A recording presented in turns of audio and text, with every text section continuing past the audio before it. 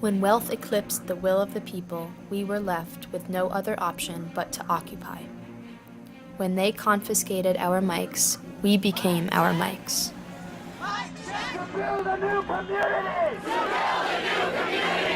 When they hit us with violence, we hit record. When they tried to define us, they don't know what they're protesting. They're brainless, they're brainwashed. And they're acting like crazy people. We defied definition. When they came for our power, we became our demands. When they feared our message would continue to spread, they came for our homes in the dead of the night. They thought they could contain an idea whose time had come, but the promise of democracy for the 99% can't be crushed by nightsticks. We had no other choice but to take our message out of the park. So we took our grievances and released them on canvas. They could use violence to smash our communities, but the more they crack down, the more we will adapt and come back stronger. The so-called representatives who hide behind corporate money as they desecrate the planet, the middle class, and our democracy could continue to deprive us of our democratic right to self-governance, only if we failed to expose them. So we decided to resist by using every means possible to communicate. If everything went as planned, just before millions of Americans hit the highways for work, 99 individual banners would hang on highway overpasses, each listing one of 99 distinct reasons to get money out of politics. Basically, this first one, which is easy, then the bridge, which is hard, and then the walkway, which is easy. Just in the idea that, the bridge is high profile. Yeah. Hopefully we get in and get out fast enough. Yeah.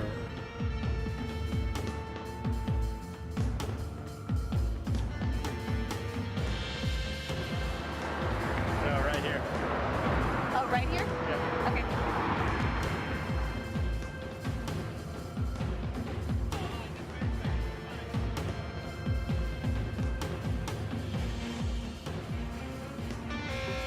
Rebellion politics, the opposite of what you know is politics. When corporate capital makes the government break their promise. It's a new day where people create the policy. The economy trickles up to eradicate the poverty. So get up, stand up, these are our demands. What we want our money back, so politicians get your hands up. Equal distribution of the land and the property. The biggest standard crop in U.S. history!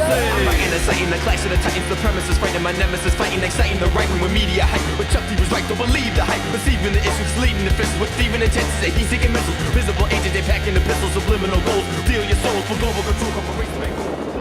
What you're watching is video from September 14th, the day that various mob groups along the East Coast hung banners from D.C. all the way to Albany. Occupy activists are claiming to have carried out the largest series of banner drops in U.S. history under the slogan of "Get Money Out of Politics." The idea of MOP is to take big money out of politics. These subgroups developed out of each city's Occupy faction. 99 banners were dropped along roadways from Albany, New York to Washington, D.C. on Friday, listing 99 individual reasons in support of campaign finance reform.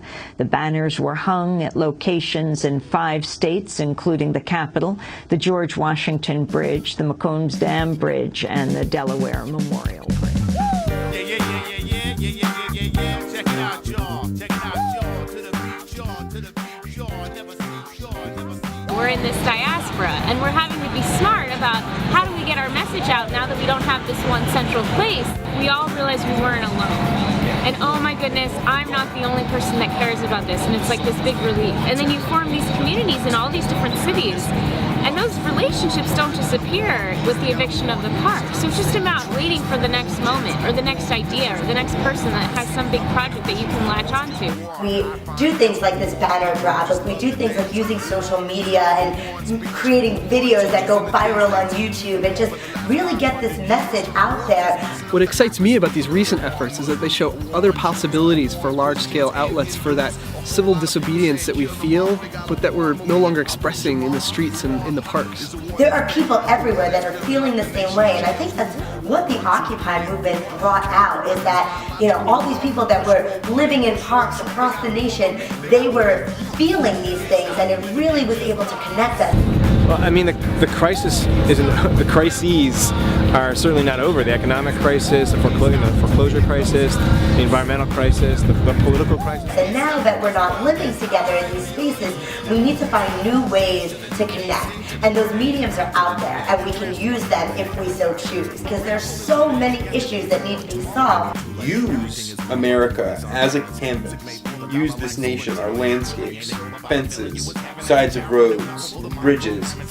And at a grassroots level, our message can stand strong against the corporate billboards, the big donor-funded lawn signs, to advertise the real issues of our time. I think the powerful thing about this is that it's such an easy action in a way, right? We're sort of going out and projecting this message, and once you have the know-how, you can do these things. You can, like, the light brigades are an amazing example of that. The LED letters that people are holding up, because anyone can buy LED letters, and yet the images that are shared from the light brigade are viral, and they're always in the large papers. They're changing opinion. I mean, like with any movement that's a real threat to the system, the system is going to react, and so you have to invent new ways to respond to that. There's about 20 overpass light brigades throughout the country, and we're just the most recent one. I think one of our responses has been to match this repression with creativity. And I think there's kind of an old formula, which is that, one person with a sign is probably worth 10 people without a sign. One person with a costume is probably worth 10 people with a sign. And then, you roll up in a truck with a projector and a bunch of lit up signs. I don't know, that's worth like thousands of people. And so we're finding all these creative ways to get our message out that really works around many of the limitations that we're being forced to deal with. 99% isn't within like a 100-meter radius around Zuccotti Park for us, right? And so the great thing about this is it's a transportable mechanism, right? Sky's the limit. If we can, using social media and all of modern technology's tools to communicate, and those tools are there at our fingertips like they've never been before. We can communicate on this massive, massive scale. We can communicate globally. Imagine the impact if only a fraction of the energy that went into the occupations could be directed at more efforts like this one. And how do we make sure that we're reaching as many people as we can reach? Because the problem hasn't been solved, and people are still hungry for a way to jump in and participate and help solve the problems together as a community. The movement to empower the 99% is only dead to the extent that we let ourselves be defined by the squares we occupied. A new form of mass resistance is rising up out of the Occupy diaspora, and like our will for change, these signs of spring know no boundaries. Now we are out of the parks. The time has come for us to do what we do best. It is time for us to occupy the message. Mic check!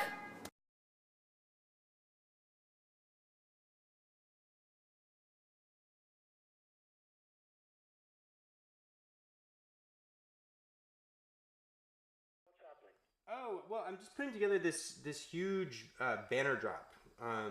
We're going to be dropping 99 banners.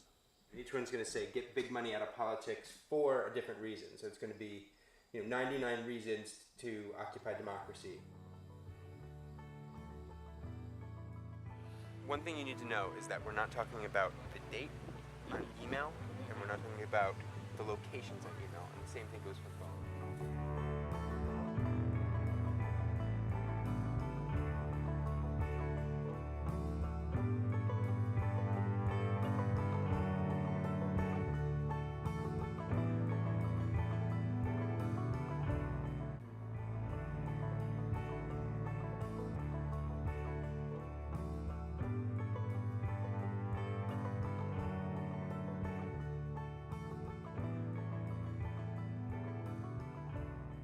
Get some buzz going. This is to get some media to start discussing some of this stuff. Do we need to come down? Come down. Bring the corporate down a little?